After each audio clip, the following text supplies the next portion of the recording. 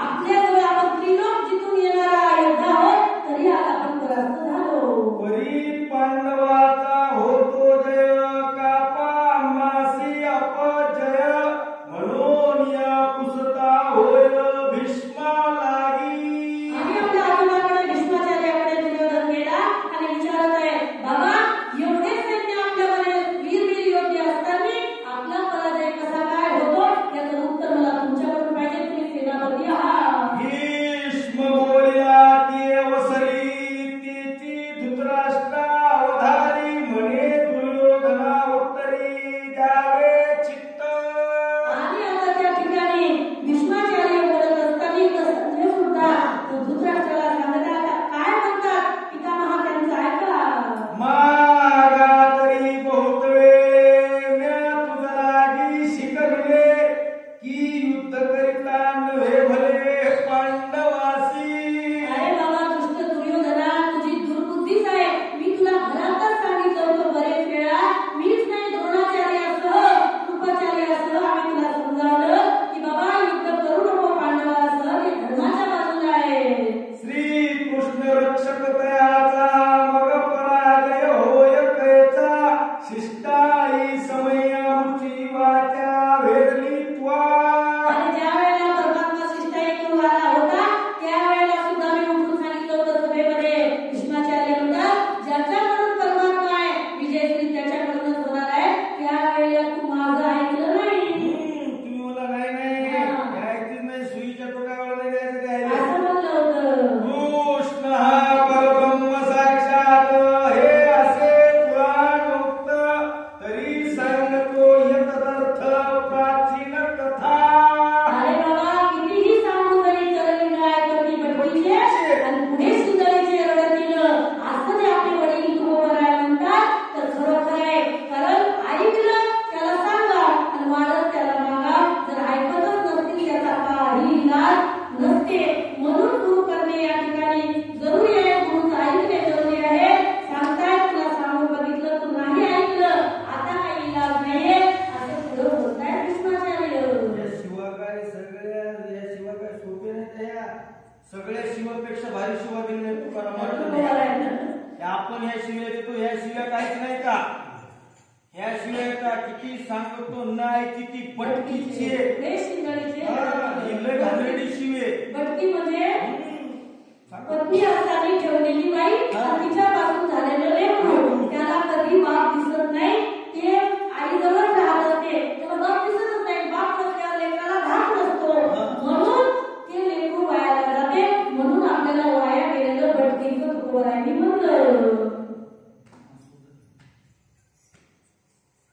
आगा कोणे केसवई देवर्षी गंधर्व पाही, गेले ब्राह्मणा दर्शना सर्वई, गंधमादळ पर्वती. दुर्योधना लक्षपूर्वक ऐकत तुला एक गोष्ट सांगतो. एक वेळचा प्रसंग, एका ठिकाणी ऋषीमुनी गंधमादन पर्वतावरती दर्शनासाठी गेले होते. आता कथा चालू झाली. हा. सकाळी ब्रह्मया नमस्कारिले. कोण कोणाला विचारली कथा येईल आपुले दुःख दिले दिले. तुम्हाला जास्त विचारलं तुम्हाला तेवढं कळत नाही आहे का नाही. मग विधीने ध्यान केले जगतात्मयाचे. आणि त्यावेळेला त्या ठिकाणी ब्रह्मदेव बसलेले असताना जगत विद्याचं म्हणजे परम परमेश्वराचं, परात्पर परमेश्वराचं ध्यान ब्रह्मदेवाने केलं. देव विमानी वै सोनियाला, ब्रह्मा उठोनी स्तविता झाला, चतुर्भुज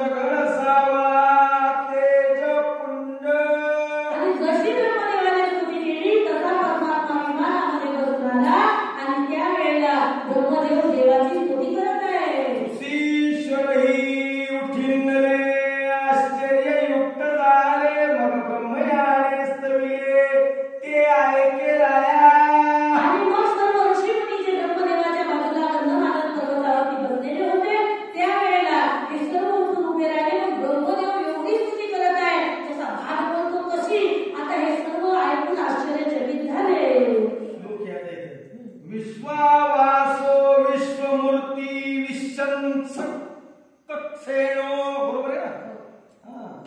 जनार्दनाय विश्वकर्ता विश्वपते देव देवे नमस्तुते. हे भगवंता मी तुझं नमन करत आहे. तू जगाचा विश्वास आहे, जगाचा विश्वास आहे, ज्याच्यावरती तुझा विश्वास आहे. प्रत्येकाचा विश्वास म्हणजे तू आहे. श्वास सुद्धा तुझा आहे, विश्वास सुद्धा तुझा आहे. असं मी तुला नमन करतो. ऐसी स्तुती ऐकोणी देव संतोषला